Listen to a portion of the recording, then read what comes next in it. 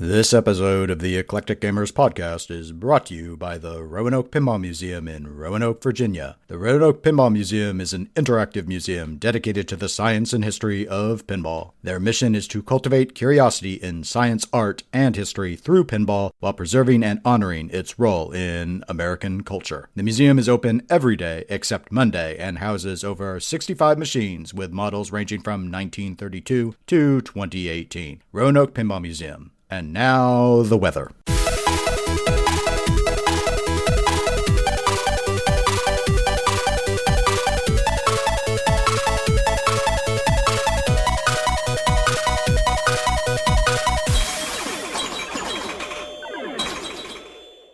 Welcome to the Eclectic Gamers Podcast. Today is Saturday, March 21st. This is episode, I didn't write it down. 111. 111. Yeah, there we go. Yeah. I am Tony. I'm Dennis. We're back just under 2 weeks, like we said we'd be. Yeah. We're recording at a distance this time instead of our normal in-person recording. Yes, we are socially responsible. We are. What did they change it? It was social distancing, and now they're wanting to call it physical distancing. Because they still want people to socialize. Oh, that's like on the internets and stuff. That's true. I actually had someone who works for an association that represents mental health facilities reach out to me professionally a few days ago asking if there were any resources they could provide to help because they're very concerned about people having anxiety and depression due to all we were still using the term social distancing, but it's like, well, let me know, and I can help push those resources out. Yeah, no, I mean, it's an understandably difficult time for people and operators, and a lot of people are used to not being home all the time. So while people who want to be home or spend a lot of time at home are okay with it, for a lot of people, it's quite the change of pace.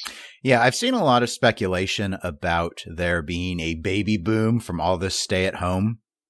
Oh, we had that conversation at work the other day. But let me ask you, because, of course, I want to look at the dark side of things. Do you think we'll see a spike in divorces? Oh, that's almost a guarantee. Okay. Yeah. It works both ways, people. It works both ways. Because Kansas has closed all schools physically for the remainder of the year, my kids are home for the rest of the year. My wife is working from home for at least the next 2 weeks as a minimum. Because my job is classified as essential, I'm still working. I'm still physically going into work, though we have started a rotation so that we've got people out for 2 weeks at a time who've been rotated with other people. So do you work for GameStop? No. Oh. No, I don't work for GameStop. Because I heard they were essential. Yeah. I've heard a lot of weird places are being essential. I heard when Illinois went into lockdown, I saw a report from a guy who said they just had an intern walking down the hall with a giant sheaf of papers, handing one to everybody saying that they were essential and they had to come to work. Yeah, I haven't quite settled on what my policy is. I need to get into the office to pay bills still. I'm not aware that I'm forgiven from paying a bunch of bills. I know there are steps that are being taken for individual citizens. So my current plan is to try and get into the office weekly and to continue to, keep up on that. But otherwise, almost all of my meetings had already shifted to virtual, at least through the end of this month. And I'm assuming most of the April ones will do so as well. I usually work from home anyway. And now with my big exception for the last few months had been I had to go in a lot because of the Kansas legislature, and we were having some asks with them. And of course, there were pieces of legislation that my organization had positions on.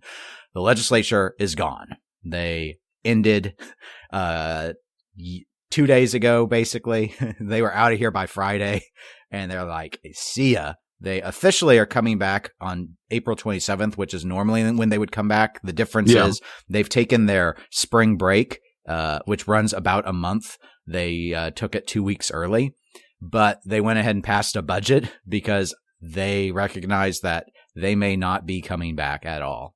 They want to, but all the recommendations right now are essentially as of March 15th, a lot of stuff is pushed out, shut down till mid-May.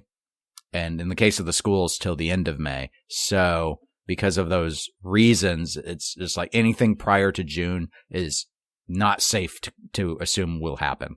That seems to be the going thing right now. I read that the Georgia legislature is entirely out in quarantine due to infected members who had attended some of the daily sessions.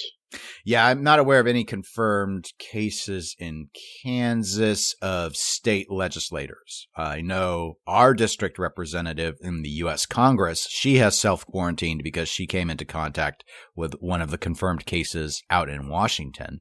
But yeah, no symptoms that I last heard. So yeah, obviously our introductions are very coronavirus oriented because that has been defining for. I know you all must have gone through your coop, and that's why you're doing your. That's continuity of operations for those that don't know. Yes, I spent several days doing deep work on that, and then doing things, plans that we'd laid out in the coop and stuff that had to be done. That's what ate about half my week, in addition to my normal work. So, and most of my normal work got dropped, though I did go through and handle like monthly payroll and stuff. It's at the end of the month. I went ahead and did it early. It will just so that it's all through the system and will hit on the day it needs to hit, just so I get it out of the way. But I work with, as probably longtime listeners know, I work with health departments, so. The issue there has been a lot of confusion, frustration, and information sharing in terms of how to approach this very quickly changing landscape of what the responses are. And in Kansas, as I believe in a plurality of states, it's a decentralized public health system. So there's a lot of authority that rests in the hands of local government, in our case, in county government. But that doesn't mean they like to do it without guidance. And so, because not every single health department's local health officer is an epidemiologist or trained in disease control methods, especially for something like this. So they look to the state and or the CDC for guidance. And that guidance is coming, but the problem is it keeps changing. And then you have conflicts between what the feds are saying, what the state has said, maybe what the governor has ordered, and then perhaps if you are an expert or you know an expert in your community, what your community expert might say. And so a lot of this that I'm having to manage is just putting people in touch with the proper resources, or they will ask for suggestions where they just want someone to back their play. Like they'll say, I don't agree with the state solution. I think we need to be more strict. It's like, Dennis, what do you think? It's like, well, I'm not an epidemiologist. You want my opinion? Be strict. That's my opinion. But you have a local health officer. They have the authority to implement their will in this situation. There's a reason why those powers are broad, so you can use them. But of course, there's political pressure. And a lot of these people in these positions aren't used to having their decisions second-guessed constantly. And then you have competing interests. Like, as we know, businesses are really suffering with all these closures that we have. In fact, tying it to our topics of pinball and video games, in the realm of pinball, the three main locations we go and play at, two of those are now takeout delivery of food only. The pinball machines are turned off, so you cannot go and play them. And the 403 Club, which is a bar, a pinball bar, it's completely closed. Yeah. So those businesses are, the ones that are doing food delivery, I'm sure are generating income at a reduced rate. 403 Club isn't making any money right now. And there's only so long that stuff can sustain. Yeah, there's only so much that you can do, because while they're not making money, that doesn't mean that there's not still bills that have to be paid. There's not still loans and stuff that have to be taken care of. Yeah, I saw yesterday that Kansas finally announced their what they call their hire fund, and it's for the hospitality industry. It's a series of short-term bridge loans at 0%, and it's a $5 million pot of money. And so that's supposed to help the restaurants and bars be able to borrow funds without an interest rate on them to just try and float them through this next 4 to 8 weeks. So hopefully that's helpful to people, but it's going to be really rough. We'll see what obviously people who follow the news federally know, they're trying to work out some massive sort of bailout plan, but that's going to probably be more debated than the emergency funding that already was approved was, because there are going to be questions about big businesses taking advantage of that. That's where most of the money's going, of course, are things like the airlines. And I'm already seeing people saying, well, are they going to use it like they used the last bailout and just buy their stock back? Or is this actually going to help workers? Why would they help workers? Well, if the law said they had to, that might be a reason, but I'm just saying. I'm just saying there's a way you can make them. You can make them. But speaking of making things, we should probably make our way into our topics, because I'm sure most of the listeners have heard so much about coronavirus, they don't want to hear about it anymore. So unfortunately, I still have to mention a little bit about coronavirus in the pinball section, because there were a number of shutdowns that happened. Obviously, we, in our intros, touched on our area location shutdowns. But what I was thinking of is more like our planned trip to the Texas Pinball Festival.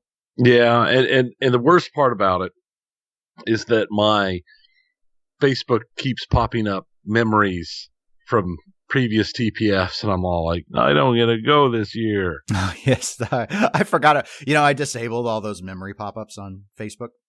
You can do that? I should do that. Yes, that's horrifying. Quite frankly, I looked it up when they kept showing pictures of my dead dog, and I was like, I'm done. I can understand that. I'm done having that thrown in my face. So I went and looked it up, and there's like a way to set it. So they, I don't remember how though, because it was a one-time thing. But it's just like, no, thank you. So that's unfortunate. That's the one show we were playing on. You and I had already been talking about looking at maybe something in the fall or a later show this year that we could do. Because we've been talking about adding a second show to our run. Mm-hmm. And now we're just talking about having a show in the run. Right. So in terms of the shutdowns, I'd say the big question at this point, and it looked like Spooky Pinball had an announcement about this yesterday, I believe, on Friday, but is how long will the manufacturers be able to continue to even build machines because of the social distancing mandates and their line workers? And it looks like that's already being felt. So it appears that the supply of new games is going to slow up because of the difficulties in being able to continue to build them. And part of the reason with Spooky is they're in a pretty isolated community. They might not have even had a problem keeping a 6-foot spread between their employees for the 10-minute recommendations, but their supply chain is disrupted because of the outbreak's impact in the Chicago area. Right. And of course, Stern builds in the Chicago area, American Pinball builds in the Chicago area, and Jersey Jack was in the process of moving to build in the Chicago area. So we'll just have to wait and see on all of that. But I mean, just currently, standard-wise, I'm going to guess most of the new game sales going on are going to be games that have already been built, and I imagine most of those manufacturers are going to have to slow or stop their lines entirely. It seems inevitable at this point. They're not going to be seen as essential unless they retool those businesses to build something else that's related to the coronavirus response, in which case they still aren't building pinball machines. So right. So, but we do have a couple of new games to talk about since we last recorded. And the first one was one Tony and I were just discussing a little bit before going live, and that is Hot Wheels by American Pinball. We do have a link in the show notes to gameplay video that was provided on YouTube by Arcade Heroes is the name of the entity that supplied it. And apparently Hot Wheels just showed up at a show. It was, I guess, a smaller show. It was unannounced, and there was the game. I remember speaking with Zach Minnie, who I co-host the pinball show with over on the Pinball Network, and he had mentioned to me for quite a while he still didn't have any price. I know he does now, but he didn't have any pricing on the game yet. And so you've got a chance to see the video. I've had a chance to see the video. The responses online have been mixed, but let's start with your thoughts, Tony. So what'd you think? You have a fresh look on it.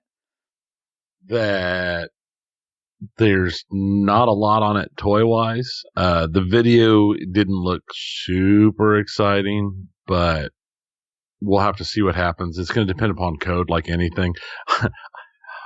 It could just be the little slightly OCD-ish thing in me, but that off-center screen is bothering me. That was the first thing that stood out to me, was that and I understand why they did it. It was to accommodate that art of that car to the right. Right, and that art's cool. The art is cool. I have no problems with it. It's just, I don't know if I could have that in my house, because every time I look at it, maybe you'd get used to it, but right now, every time I look at it, I'm always like, it just feels wrong. Yeah, I mean, my initial reaction to it was I don't like it being offset, but it wouldn't stop me from buying the game if I thought the game was fun. Right. I mean, it's sort of like, I talk a lot about asymmetry and playfield design. Here's the general rule of thumb. Symmetry looks better than asymmetry. Asymmetry is just more fun to play. So that is why, like, if I was looking at, and I have a step up 1940s Genko playfield that I got from Tilt Cycle as a lit wall hanging. If I was doing wall art and wanted to hang a playfield like the one I picked, I would pick something symmetrical most likely because symmetry is more appealing to the eye.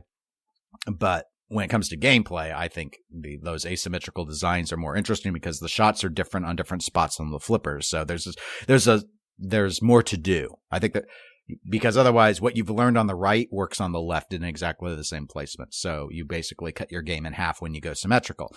So, but in the case of like the display, it's just visually it looks off because it's like, it's not balanced. Right. So, what'd you think about the spinning car, though? That was balanced. That was almost nauseating. The way that thing was just going insane. It was just spinning and screaming, and yeah, I don't know. So far that is from not a selling point to me. No, I didn't care for the spinning car. My understanding is it's not an interactive toy in the sense that the ball does not touch the spinning car. It just spins.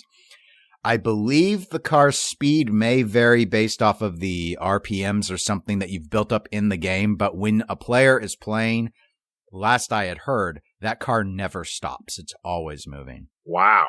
And so I thought that was just a continuous spinning bit of insanity right in the middle of the playfield. Mm-hmm. What'd you think of you said you liked the car in the back box. What'd you think of the art overall? The art overall, I didn't have any real issues with. It was very, Hot Wheels-y art, so it was kind of what I thought and expected it to be.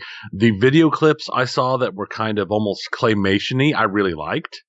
Yes, and I guess this is actually more integrated into a plot-based license than I realized. So obviously it's called Hot Wheels. We know it's a Hot Wheels license.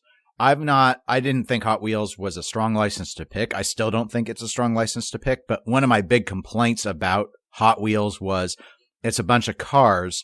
There are no characters. So There's nothing like when you have nostalgia for a lot of things, you remember either playing with them, which of course Hot Wheels has, and or the stronger ones are the ones where you remember the characters and the story. And that's why things like Ghostbusters work so well.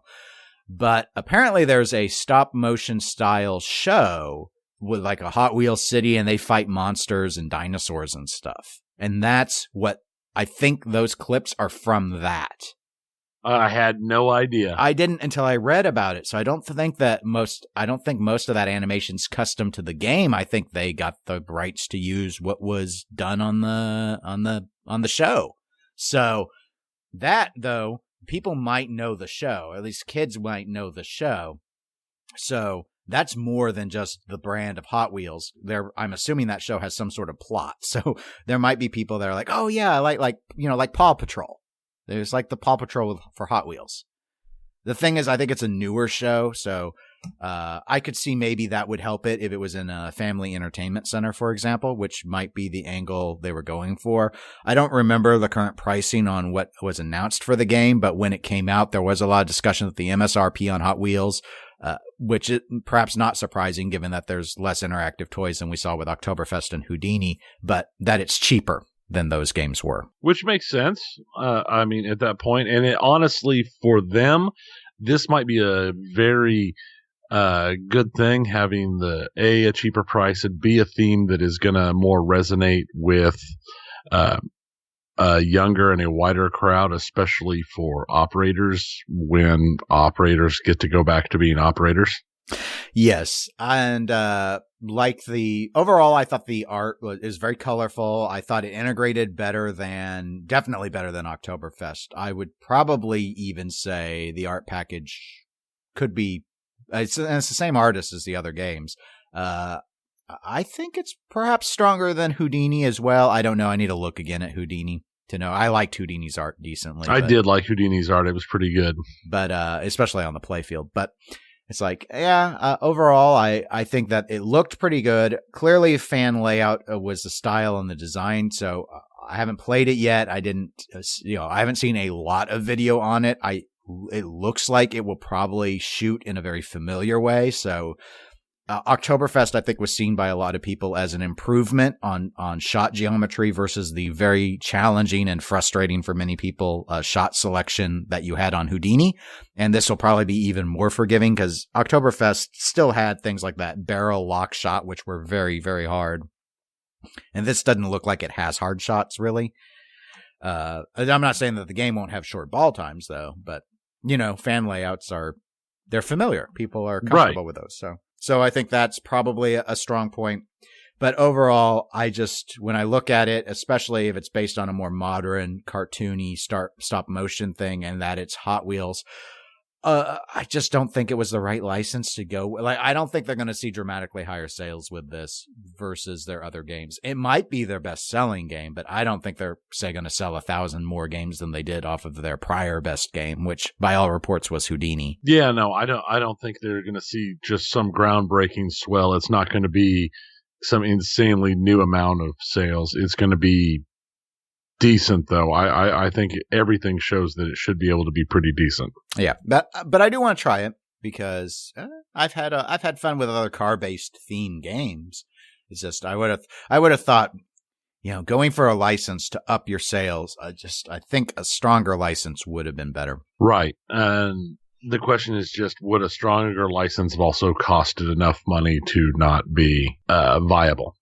And that could be the case. But, I mean, if they were able to knock down the MSRP, even though I believe it was very slight, that they were able to reduce it with a license. I get it. They stripped out features, but they could have done that with they could have stripped out features, kept their same old price and got a better license. That's how my brain tells me they should have done it.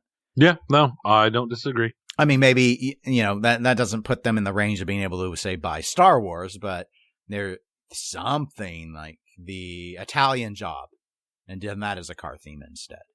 Still a little dated. That could be it. a lot of fun. But people know it.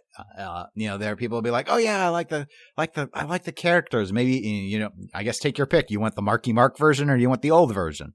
To be fair, though, if you're going to make a car game based off of a car movie at this point in time and you don't get the Fast and Furious license, it's just because you're cheap.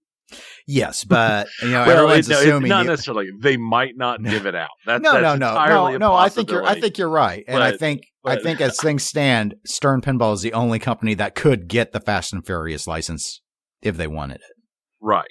I don't know anyone else is in a financial position to do it.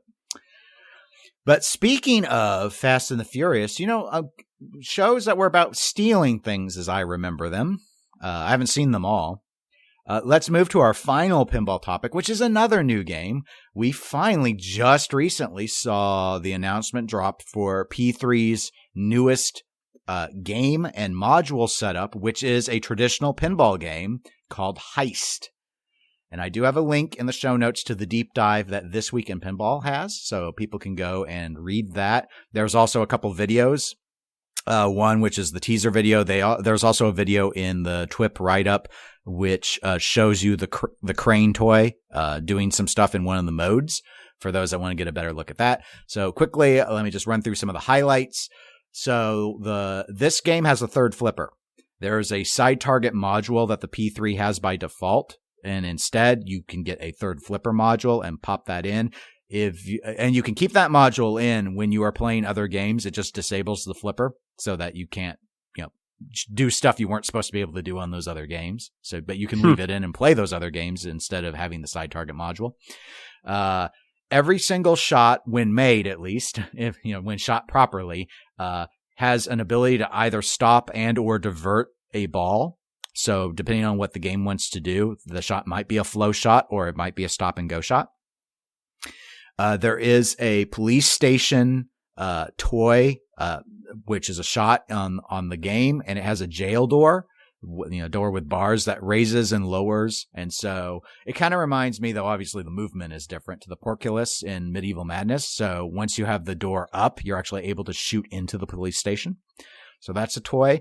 The biggest toy people are going to notice when they look at it is going to be the crane.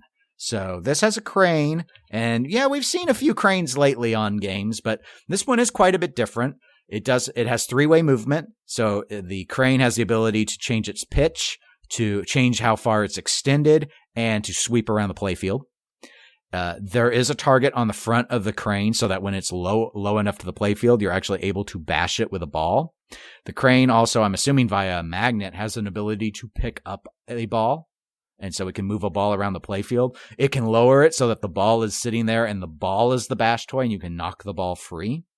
So it does a lot.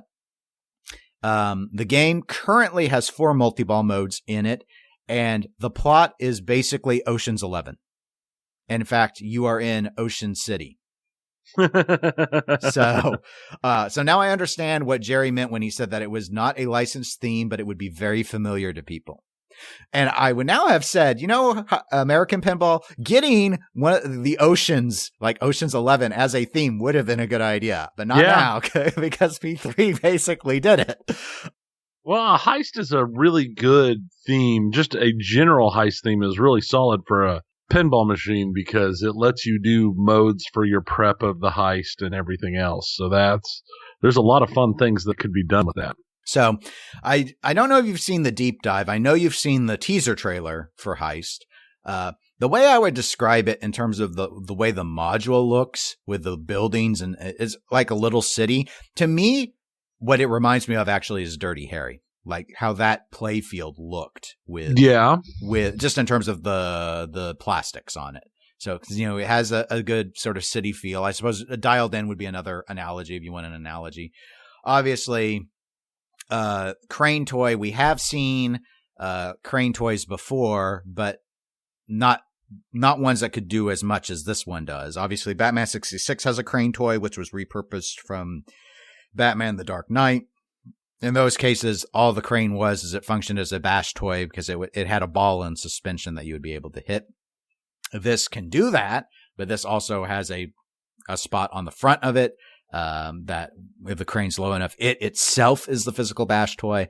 And then the movement kind of with the pitch extension and sweep kind of reminds me a bit of how the Ghostbusters Premium and LEs were with Slimer, where he would move around a lot more on the playfield. He would be up and down and he'd go, though I don't think his extension changed. I'm not sure. I don't think so. I think he was at the same distance. It just rotated and dropped up and down. So that definitely is the fancy pants toy in it. So I guess based off of what you've seen so far, I can, in terms of the modes, there is some basic information that is available about them. The design was done by someone named Steven Silver. I don't know if he did any other P3 games or not. I'd have to go back and check. But the way that it's currently set up, they've got the goal, or I guess the plot is Ocean City has been taken over by a bad guy, Mr. Big. and so he controls the whole town, including the police. And you're supposed to help the heroine recruit a crew, and the crew runs various jobs. And so you're trying to teach Mr. Big a lesson. So as you go along, you have all these other main characters. You got a cat burglar character, you've got a driver, you've got the safe cracker, you've got a hacker, you got a mastermind she's the heroine, and then you've got a demolition expert. And so there are character modes related to all of those. And then there are I mentioned there were 4 multi-balls. So there's a jailbreak multi-ball, which is, according to TWIP, is if some of your characters get put in jail by the police, you can run that multi-ball to bust them out. And so that's the opportunity to liberate your characters through that mode. Then there's a police multi-ball, which has got multiple phases to it and progressive jackpot scoring. And then there's a crane multi-ball where you fight against the crane. And there is a cat burglar escape multi-ball. And so in that one, I guess it's a 2-ball multi-ball. And if you do the correct shots, it actually removes a removes the extra ball from play and you go back into single ball. So it's basically a 2-ball to try and do this escape, and your reward is actually going back into single ball play when you accomplish it. I like the look of this game. It looks interesting. I want to see more of it. Like any other game, who knows, you want to flip it and all that. But the very concept behind the game is fun. The kind of cartoony art is not bad. Yeah. What do you think of the third flipper? I think I want to see how well it works and if it can be integrated into anything else they do, especially because what was the module? It was $250 for that assembly. Yeah, I think and maybe we should run through some of the pricing because that's one of the things that I think it's a little, I don't know if confusing is the right word, but complicated. Buying a P3 is a little complicated because of this modular system with the variety of games available. So depending on what you want, influences, for obvious reasons, how much you're going to pay. So the normally, and currently to my knowledge, the way it works is P3 with one game, which normally has been the Lexi Lightspeed game, was what most people went. That's the only other traditional pinball game that's been available for P3. That's a $10,000 package. And so then they've got it, but currently, from what I read on TWIP, they have a 2-game bundle option. So it comes with a back box display and 2 games. That's $13,000. But that isn't with HEIST. If you were to add HEIST, that would have been another $250 because $250 is what covers the upper flipper assembly. And then P3 has a 3-game bundle with the back box display, and that's $15,000. But they are running a special currently so that you can get P3 and the 1 game being HEIST at just the $10,000, well, $9,995, but I'm rounding for obvious reasons. Right. And that does include the upper flipper. So basically you get the upper flipper assembly for free if you do it like that. They also have a 4-game bundle, which is all the game kits, and it also includes all the mini games, and that's $16,000. But normal rule of thumb, if you already had a P3, currently its game kit prices are HEIST is $2,750, so that's $2,500, which is their normal playfield module price plus the $250 upper flipper. Whereas Lexi and Cosmic Kart Racing are $2,500 a piece game kits. Cannon Lagoon's $1,500. It's a simpler game kit, and then the mini game costs normally run between nothing, they're free, or up to $400. So yeah, $250. I mean, I don't think that doesn't seem to me like an exorbitant price to add a flipper as a module, which could be used for other stuff. So price-wise, I don't think it's a bad price, but obviously currently nothing else uses that. So this does put it, I mean, basically you're getting close to $3,000 for a pinball game, which is a good deal compared to, everything else is going to be over $5,000 that you're looking at, except possibly home pin. Right. But what do you think? And I agree. From what little video there was, I didn't get I still don't have a good sense as to the shot selection and the use of the third flipper. So I don't know how fun the third flipper is. I'm curious to play it. I enjoyed Lexi. I thought Lexi played well. I didn't think Lexi was an amazing game, but I thought it was a good game. I think Lexi is a really solid game for showing the possibility of the P3. And this still has that integrated, like the video that shows off the crane that I mentioned that's available on the TWIP deep dive. It shows you where like you're trying to make these shots to do it reminds me of that, the first Mission Impossible with Tom Cruise where he's hanging from the rope. Yeah. And you can't touch the floor. So in that mode, you're making these shots and you have to hit certain shots. And there are spots on the floor, which are motion detected and shown on the screen that you're playing on because you're playing on top of a screen. If you hit those, you sound the alarm. If you hit the proper shots, then the ball gets lowered down enough so that you can hit the ball and then knock the cat burglar or hacker or whoever it is dangling there free so then they can do the next step in the game. So it's using that screen and that motion detection to be the do not shoot here or you fail, while you're trying to hit some ramp shots or whatnot in the back and actually accomplish what she's trying to do while she's dangling from the rope. Yeah, now that seems like a pretty interesting concept. I like it all in all. I would say right now, not even having played this game, if you're going to buy a P3, if you're in the market for a P3, you get this P3, you get the special that comes with everything, or that comes with Heist and that upper flipper kit for the 10K. Yeah, that's it's interesting because my rule of thumb on new in box would be I'd want to have played it first, which means I would have leaned towards Lexi. But and I do believe there was another announcement with earlier this week, and I don't have a link in the show notes. I wasn't prepared to speak about it, but I guess there was an update to Cosmic Kart Racing where there's a mode available with it now, kind of like there's like a boss hunt mode with Lexi. Now they have a Cosmic Kart mode, which is more traditional pinball style to the game rather than the multiplayer mode that it was designed to be. So obviously there can be flexibility on things like that. This as a concept, I think, is very interesting. Lexi as a concept was very interesting to me as well, but I think the crane is a more interesting toy than like the ball lock carousel, which to me was the standout toy on Lexi. So for that reason, I do lean towards agreeing with you that like of all the major kits, like all the main modules are cool. I don't think that's ever been Multimorphic's problem. So like that ball lock thing that they've got for Lexi is awesome. The ball lock thing for Cosmic Kart Racing is really awesome. That's really awesome. Yeah. I love how cool that works. Just from an engineering standpoint, it's so awesome.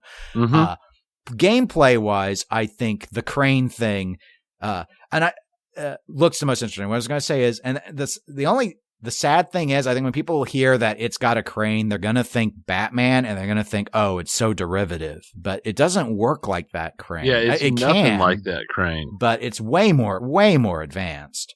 But again, that's never been Multimorphic and the P3's problem, is having cool engineering. Let me ask you the question, the $10,000 question for the case of the P3. Does this game dramatically impact the number of P3s they're able to sell? No. Why not? So. Why not?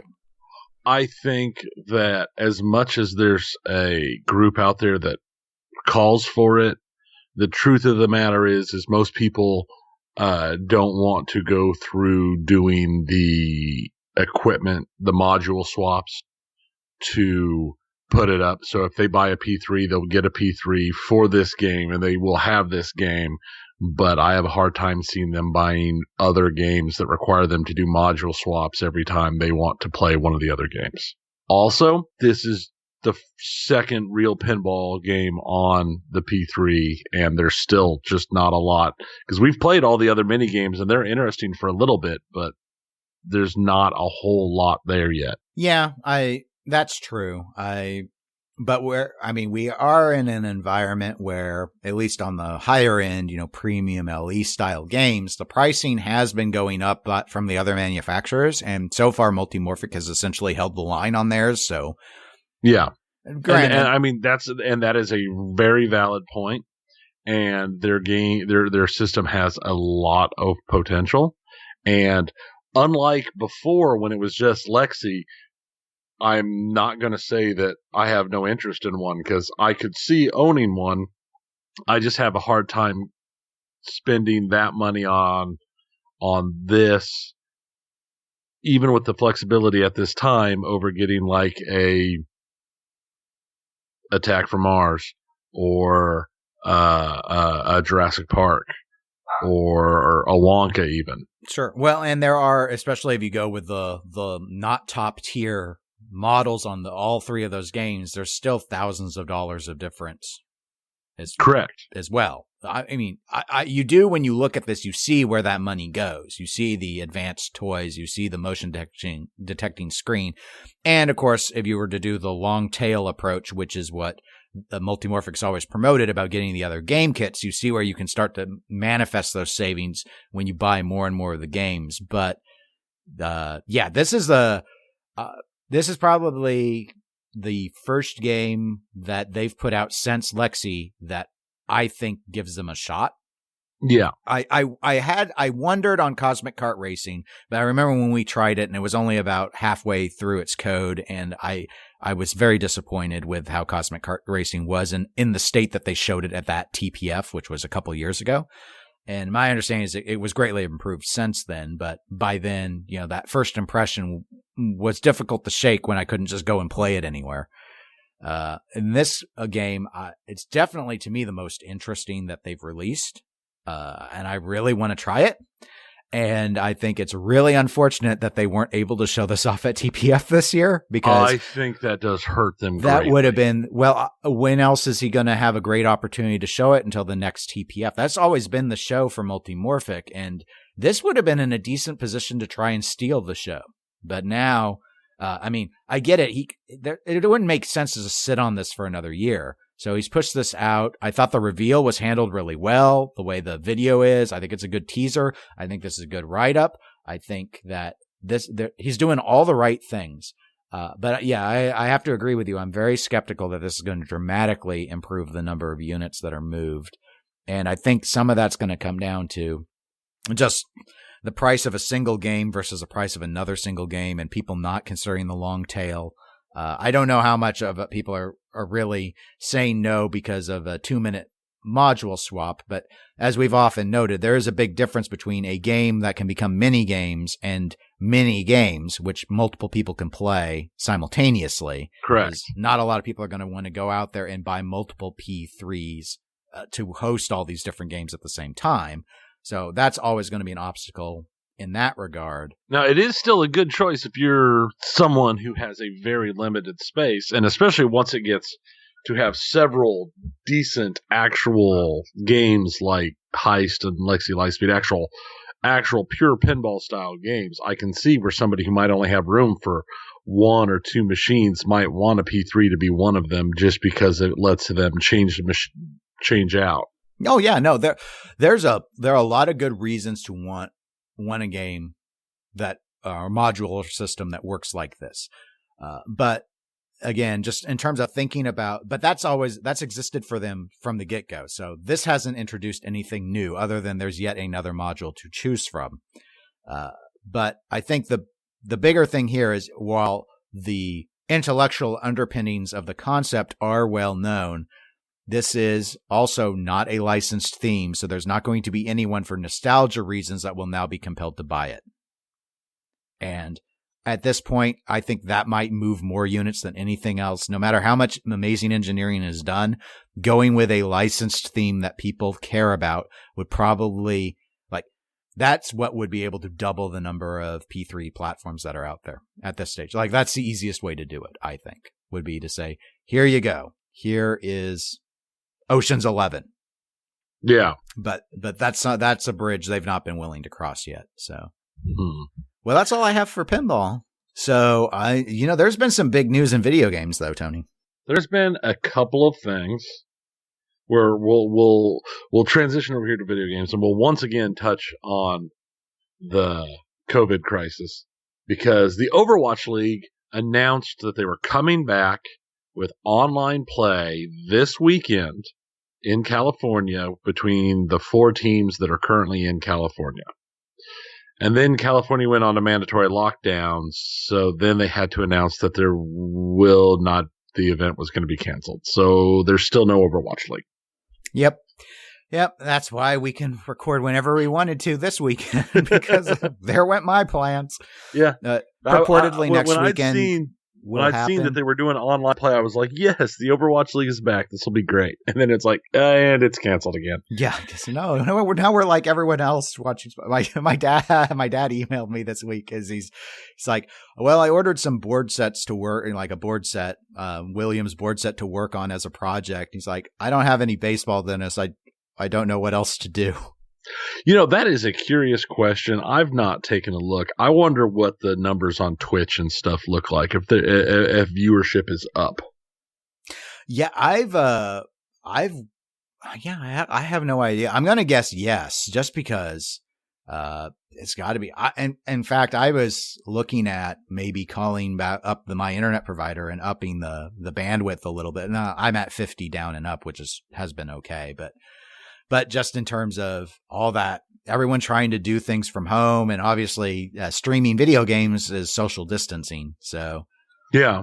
But yeah, because there's just a lot of people watch live events, and so many of them are canceled now. Outside of video games, there's just not a lot that can be done because almost all traditional sports violate the social distancing rules. And I mean, and that was one of the things because there's so little in the way of sports back. I saw that ESPN is once again bringing back their weekend of the Ocho, where they will be doing all day of random. Let's see, the Johnsonville Cornhole Championships, World Axe Throwing League Championship, Spike Ball College Championships, the Highland Games, Putt Putt Championships. So now I think Overwatch League is tentatively still planning to do next weekend's games, though. Last I heard, they hadn't been officially canceled yet. Okay. Well, they're probably all canceled. We'll find out. Yeah, because that will be that's the first full set of games in a long time, all scheduled for online. And most of them might be able, because they're spread out. There's lots of China teams scheduled for play next week. So and a lot of Atlantic region teams also. So it's possible that next week we will get a full online league play. Granted, the play times are starting at 3 a.m. on Saturday morning. Yeah. Well, let's see, 3 a.m., 5 a.m., 1 p.m., 3 p.m., 5 p.m., 7 p.m., 9 p.m., 11 p.m., 3 a.m., 5 a.m., 1. So if you're going to watch this, you're not going to watch everything. I don't like you not believing in my abilities. I want to see the Hunters v Spark, but I can watch Hunters v Spark because I'm normally up before 5 in the morning. That's nothing. Nothing. So, but in Overwatch news, they announced Hero 32, who is supposed to be the last pure Overwatch hero before Overwatch 2 comes out, supposedly. So Hero 32 is Echo. And if anybody remembers from the McCree short, Echo was the Omnic robot flying girl lady that he was saving in that canister. She's also featured in the Overwatch 2 cinematic reveal trailer. Yes, she is. And she's a DPS hero because I guess people were surprised. I was not. Really? Based off of seeing what she did in that Overwatch 2 trailer, I assumed she was going to be DPS. Yeah. I mean, it makes sense. I was just more surprised that they rolled another DPS hero out when they haven't solved the DPS queue time problem yet. They're working on it. So, we'll do a quick overview of her abilities, and then we will talk about them. Her primary fire is a tri-shot. It's a little triangular pattern of shots that shoot out. She has some sticky bombs that obviously stick to a target and then detonate after a delay that she throws out. She doesn't just throw out one, she throws out like a pattern of them. The last video I saw, she threw out like 5 or 6 of them, but I'm sure that'll change when they nerf her with the nerf bat. She can surge forward quickly and then she freely flies for about 3 seconds. But she doesn't have like Pharah's hover ability. She can just kind of freely move in flight. And she can glide, kind of like Mercy does when she's coming down. But she's designed so she will hit the ground before she gets to fly again. So it's not a continuous flight model. Now, one of her more interesting abilities is she has a focusing beam. And she channels a beam of energy that does 50 DPS per second normally. But it does 4 times that damage on targets that are below half health, and that includes shields. So we're looking at 200 DPS shots on anything below half health, which means any DPS target that she hits with that's already below half health and she hits with it is gone. And it is definitely going to be an issue for the shield meta. I'm sure that's probably going to get nerfed as well. Pretty much everything, like all the new heroes, they come out real strong and then they take the nerf bat a couple of times. But the biggest thing is going to be her ultimate. Her ultimate is called Duplicate. She targets a enemy hero and she becomes that hero, she gains the use of all of their abilities, and she can charge her ultimate in seconds. I've seen videos of her becoming Reinhardt, swing away, throw a single fire strike, and then earth shatter. I've seen videos where in one ultimate run she earth shattered 3 times. I've heard that a full clip hit from Tracer will pull up pulse bombs. I've heard of them being able to drop 4 pulse bombs in the course of the ultimate. So yeah, that's there's no way that's going to remain that powerful. I could be completely wrong, but I don't see how they could possibly allow her to remain that powerful in general play. Well, I mean, I think a lot of those example tests were under scenarios where they're just fighting unmoving bots. So. No, I was actually watching gameplay where they were playing with other people. Oh, okay. Yeah, nope. It wasn't bot play. I was watching. There are several streamers out there who have some play available, and she's on the PTR now. But they had some play from before she even hit the PTR, where they were playing with devs and such. The Overwatch team has stated that if you land all of her hits, she is the highest burst damage DPS in the game. And with her flight abilities, she is basically considered to be a long-range aerial flanker. So I have a feeling that this is going to be the kind of character you see a lot of Genji players go to when they can't get as close as Genji would prefer combat to be. She does only have 200 hit points, so that will give her a pretty easy to kill. She's not Tracer easy to kill, but she's pretty easy to kill. And from everything I've seen and the actual gameplay I saw, the primary counter to her when she ults is like the primary counter to anybody else when they ult, to crowd control her, because she pretty much can't do anything before it runs out at that point. Mm-hmm. Yeah. Well, most of these new characters, when they introduce them, it seems like they do err on the side of making them a little overpowered and doing reductions from there. So I do agree with you, actually, that I think that they'll reduce on the ultimate either the duration, or I think more like, because I think the duration's 15 seconds by default, and you can damage her down, and if she's damaged down, she just reverts to herself. So basically, you'd have to kill her twice to kill her. Right. I think that will stay. I think what they'll probably do is adjust the rate of ult charge earn, which I think currently is 6 times faster than the normal character would earn it. So probably, I wouldn't be surprised if that falls somewhere to the area, maybe 5x or so. Yeah, I think that's where it'll be. They have to keep it significant, otherwise her ultimate becomes stupid at some point. So right, because if she can't charge it enough to at least use the other character's ultimate one time, then it's definitely going to lose a lot of its. I mean, luster. Another option they could do is hard cap it, where it's like, okay, and she cannot earn more than 2 ultimates in the period. They could do it like sense. That too. I've also heard some recommendations from people that just would think that maybe it'd be better if they reduced her ultimate growth to about half of what it is currently. So call it 3% or 2%.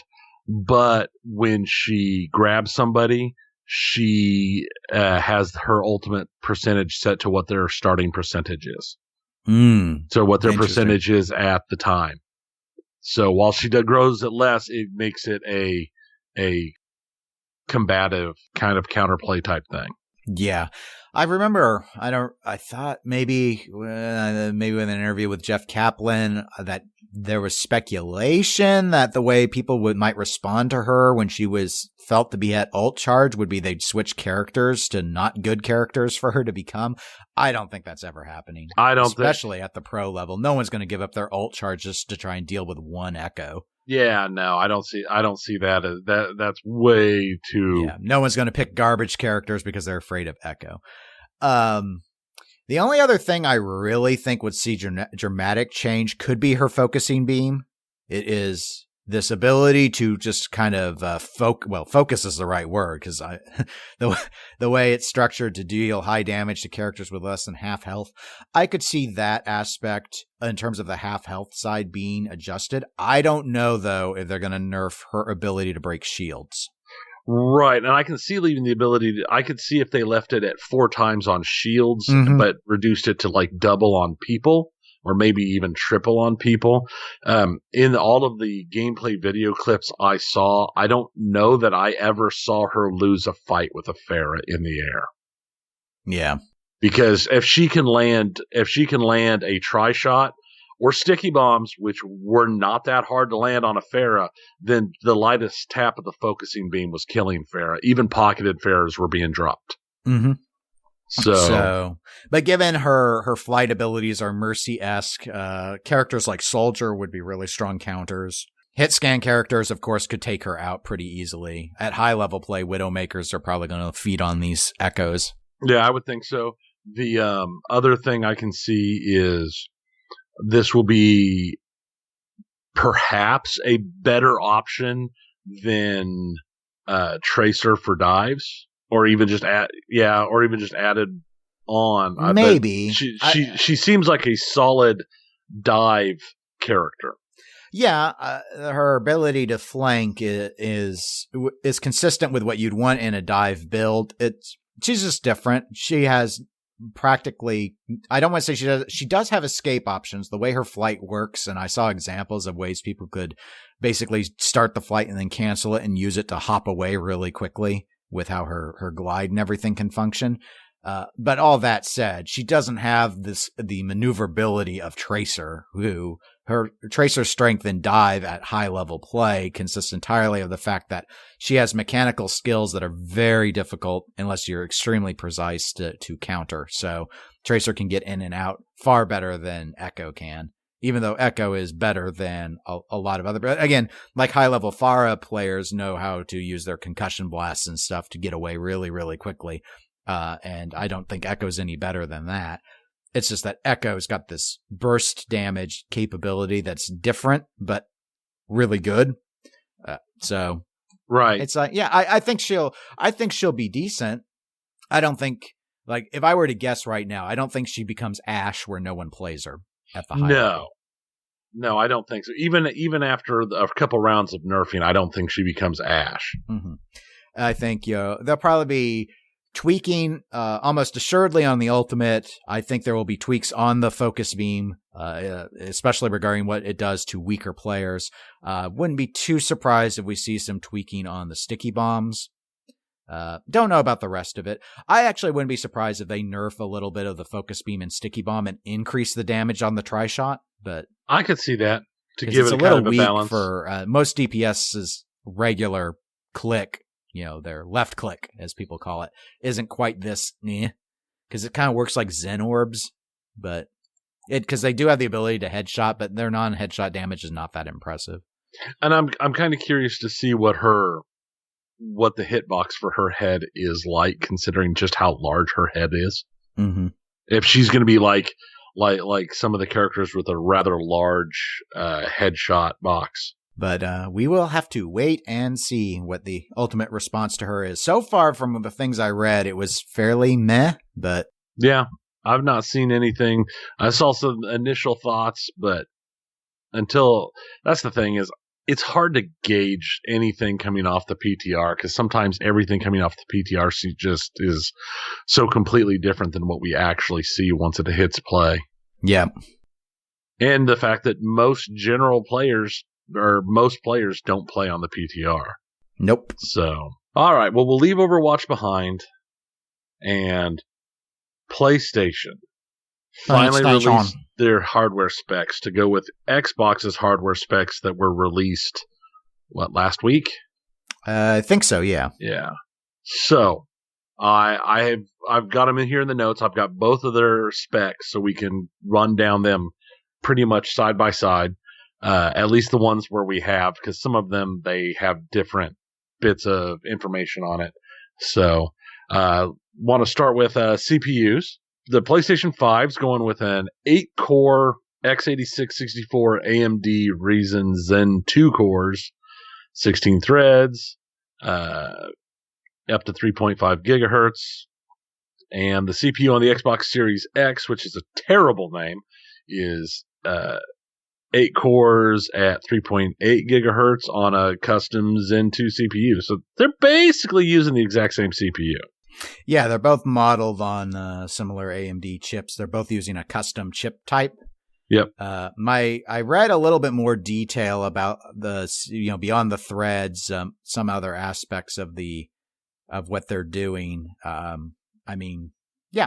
very, very similar chips, obviously. The Xbox CPU chip clearly is more powerful in all regards, but yeah, and the Xbox's GPU chip is as well. Yes. But they're both using Radeons, aren't they? Yep, they're both using Radeons. They're very similar. It's just I know we'd heard that in the rumor mill that these systems were going to be very similar. I was a little surprised at just how many of them went with the same manufacturers for their various pieces. The exact same. That's the big difference. Is let's see, the PS5 is going to be doing 10.28 teraflops. And the Xbox Series X is going to be doing 12 teraflops. And my understanding because I imagine listeners are confused. I was confused.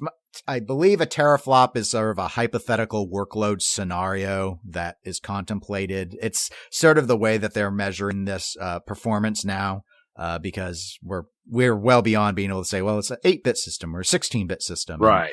And of course, CPU clock speed doesn't tell you hardly anything anymore. Because that used to be on PC. What we did is we talked about how many megahertz, yes, before gigahertz, guys, we talked about how many megahertz our CPUs could do. And that was sort of the way you measured their capability. But that's still important, but it's not the end all be all.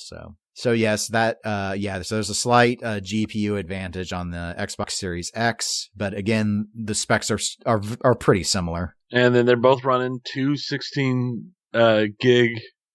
They're both running 16 gigs of memory, though the bandwidth is slightly larger on the Xbox Series X, like you're going to see across the board.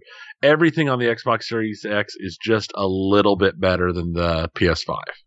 Yeah, I thought there was an aspect, though, to the memory, like the type of chip, like the 256-bit aspect that was better for the PS5. Yeah, from everything I've seen and read, that they went with the one they went with because it actually works better. Oh, okay. So, for each one? Yeah. Okay. Yes, I was like, when I read it, I was like, well, it sounds like the actual type of RAM was slightly better on the PS5, but I didn't know what it meant. But again, it was close. All of this is close. It's all close. And I think the reality of the matter is, you're not going to be able to tell a difference between the two. Right. It's like on the memory bandwidth, I think the PS5, as you noted on the specs, they went with all 16 gigabits of theirs is going at 448 gigabits a second. Mm-hmm. And the Xbox Series X, 10 of their 16 is going at 560 gigabits a second, which is better. And then the other 6 is going at 336, which is worse. So it's like, I don't know how to read it. What does this mean? And I think that's the thing. I think this is the point we're at, where if you are not like a PC expert or an engineer, most of these numbers are completely meaningless. Mm-hmm. Because the reality is, you're not going to be able to tell the difference between these two machines if they're playing side by side. Mm-hmm. Based upon the specs. I could be completely wrong. Software will have a lot to do with it. But I think the reality is going to be, until we see a game that is on both machines played side by side, I think even then, you're not going to see very much at all. Yeah. So, I mean, I guess for those that do care about which is better at what, if you were to average out the memory bandwidth issues, the Xbox Series X has a slightly overall average better gigabit per second rate, but it's not very much. Nope. And let's see, what else did you have? Internal storage. I was surprised that though I guess the solid state device that it's using is supposed to be very impressive, that the PS5 did not go with a terabyte. No, they're at 825.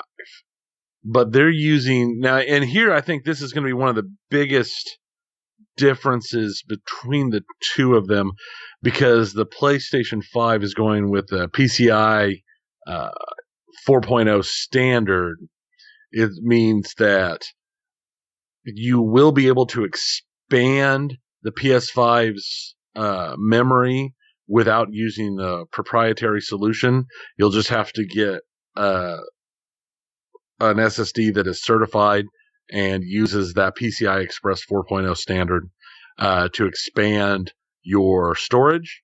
Where with the Xbox Series X, because of how they worked their stuff in, because it's a completely customized, their expandable storage is you can add a 2 terabyte with an expansion card made by Xbox that you're going to have to purchase. You can't just go and buy, they're not going to kick out, there's not going to be a Seagate drive that'll work. If you want to expand. Right, because it has to match the original drive exactly. Correct. To work. So yes, so that's though they both systems do support external storage devices as well. So you can do that, I believe, third party, however you want. Because they both support USB external supports, yeah. So they're both running pretty much their same optical drive, same. Everything else looks good. The input output throughput on the PS5's internal drive is better than the Xbox's. It's like a 5.5 gigabits a second, so that'll be related to load time. Right. Their internal drive was doing a 5.5 gigabits a second read speed, I believe, whereas Xbox was about half that. So in terms of load time, there may be I don't know how easy it is to, this is still, compared to the current generation, a vast improvement. So right. And I've seen a lot of stuff. I've seen a lot of comments that the PS5 has no load screens. But we've heard stuff like that about new systems for years. That there's no load screens. The loading's hidden while you're doing something else and stuff like that. Sure. Well, lots of developers tried to hide load screens for a long time. Mm-hmm. Well, it's what you had to do, because sometimes some of those load screens would run a minute and a half. I think it's going to be a real interesting time when it comes out. I think the biggest thing between the two of them right now, this early on, is the backwards compatibility issues. Oh. Because the current announcement out of Microsoft, the Xbox Series X, man, we're going to have to find a faster way to say that. It is supposed to have backwards compatibility with games from all generations of the Xbox, from the original Xbox to the 360 to the One to now. And it's supposed to have cross-generation multiplayer support. Okay. Well, I won't be too surprised with them having full Xbox One backwards compatibility, because I believe the system was designed from the get-go to, they've been so PC spec this gen. Right. That shouldn't be a challenge. I have assumed that Xbox 360 and Xbox One will be doing whatever they had to do on the Xbox One, which there has been broad Xbox 360 backwards compatibility.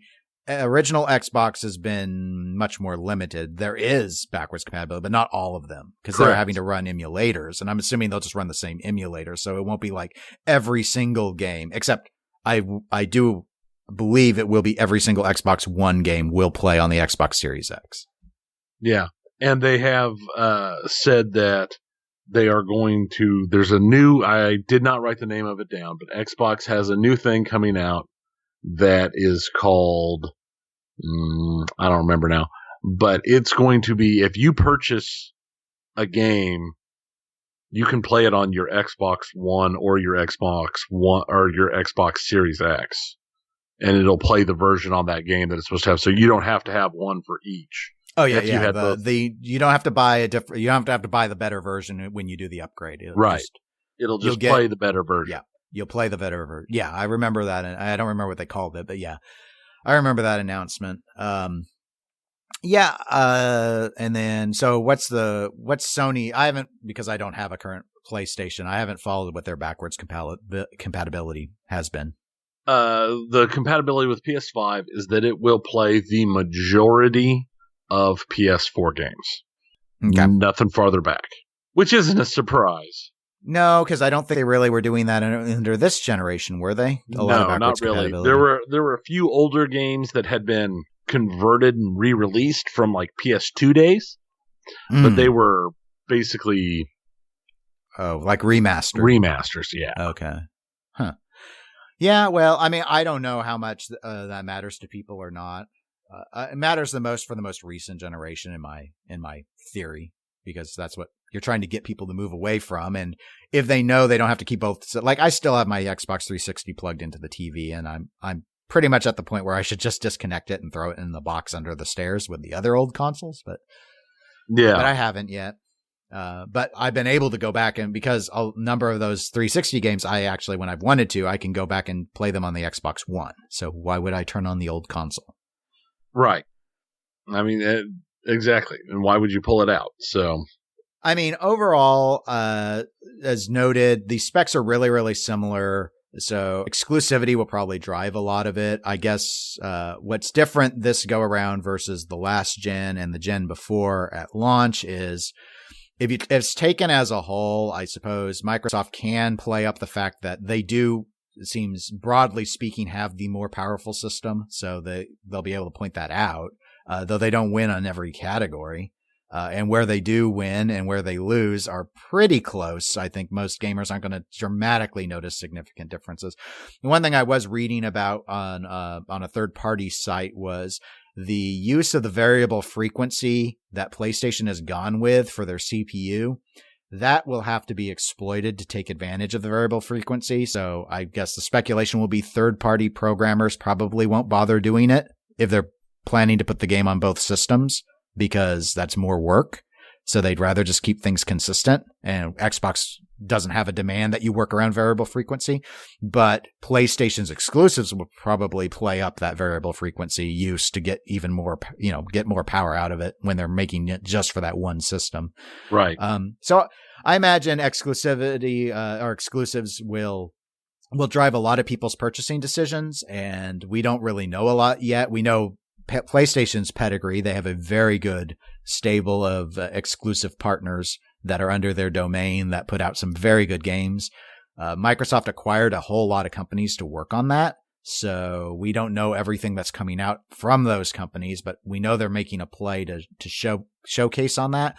But all of that stuff is also available on PC because that's Microsoft's strategy. So there will be some people that'll be like, well, I can do that on PC and get a PlayStation, and so we might see some of that.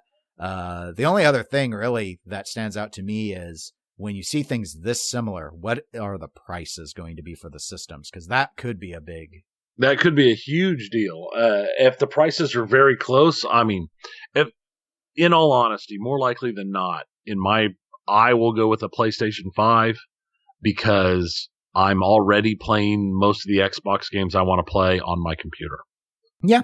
But at the same time, if the PlayStation 5 is massively more expensive than the Series X, then I would have a much harder time making that decision, just because the Series X would be so much cheaper.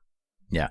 And I've seen rumors that the PlayStation 5 will be more than the Series X. I don't know what those are based off of. They may simply be based off of the fact that if Microsoft wanted to sell the Series X at a loss, for example, they are in a position to do it. And Sony as a company is not strong enough to do something like that at this point. They have to make money off the hardware. Right. So, but that, I get it from like a corporate strength standpoint. But again, if Microsoft just wants people to do things on Microsoft products and they don't care if you play, like, as far as they're concerned, you playing on PC is just as good for them as you buying an Xbox Series X. So they feel they won either way. So why would they necessarily sell their hardware at a loss if it's like, well, you're going to buy their games anyway. So what? Like, that's all they care about. Right. It's not about hardware sales for them anymore. It's just about, are you playing our stuff? Yeah. And that's the other thing I've not done it, though I keep getting pressured to do it. To my knowledge, I don't know anyone who disagrees with, Microsoft's Game Pass being the best deal in gaming. Sony just doesn't have anything remotely that good. So yeah. I have the PC Game Pass. that's how I play a lot of the Xbox games on PC, because I've got the PC Game Pass. Mm-hmm. And it's just, so for those that want to play a lot of games on a budget in particular, Sony doesn't seem to have an answer to that. No, and they don't. I have a hard time seeing them come up with a good answer to it. Short of just straight copying it, I just can't believe them doing it. Yeah, well, I mean, we've seen other publishers try and do similar passes, and their deals aren't remotely as good, and they have fewer game selection. You know, they don't have the diversity because they're usually like, hey, we're EA, here are a bunch of sports games. Yeah. So, yay, sports games. Yeah. Hey, it's the only way you can experience sports anymore. That's true. Wonder what sports games are like on Twitch. Well, I think we made it to the end of the show. We did make it to the end of the show. So we were socially distant, but we still talked about very important things. Yeah, there was weird noises in the background from my puppy and my family, and me I barely heard that puppy. Stuff. I barely heard it. So I hope it's okay. I hope it didn't eat all your shoes. Hopefully not. It's puppies. Puppies are learning. Yes. So that's what it is. Let's see. What are we looking at? League of Legends, 204,000 viewers. Animal Crossing New Horizons, 165,000 viewers. Fortnite, 151,000 viewers. Counter-Strike, 142,000 viewers. Call of Duty, 140,000 viewers. We need to know daily Twitch viewer loads graphed. That's what would be useful. I'm pretty sure there's a company, there's a website out there that does it. I'm just not sure what it is. 6,000 people watching poker. Yeah. That's probably normal. Probably. Well, if anyone wants to socially distantly talk to us, they can email us at eclecticgamerspodcast@gmail.com, or you can go to facebook.com/eclecticgamerspodcast and post a message there. We're on Twitch, Twitter, and Instagram as eclectic_gamers. And other than that, Doom Eternal came out. Yeah, it came out today. Or yesterday, excuse me, with Animal Crossing. In fact, I think GameStop, as essential employees, were distributing it on Thursday to people. Yeah, I've played the first chapter. It's awesome. When I play more, I'll actually talk about it. Oh, you have it. Yeah, I forgot to mention, I played the much maligned Crackdown 3 and won it. I actually could have mentioned that on I was almost done with it on our last episode, but I actually finished it since then. So I'm back to Wolfenstein Youngbloods. I've been working on that. Youngblood. That's right. And then I think I'm going to play Resident Evil 2 because I need to fight another virus. You got to fight the virus. Mm-hmm. Well, this isn't that virus. So. No, it's not. But, well, it could. Maybe it'll mutate. We'll see. Yeah. I think I'm okay if we can avoid that. Well, we'll be back in 2 weeks, not recapping TPF. Yeah, we're going to have to actually come up with a plan for 2 weeks from now. Yeah. So that sucks. Yeah, it is what it is. Well, until then, I'm Dennis. I'm Tony. Goodbye. Bye.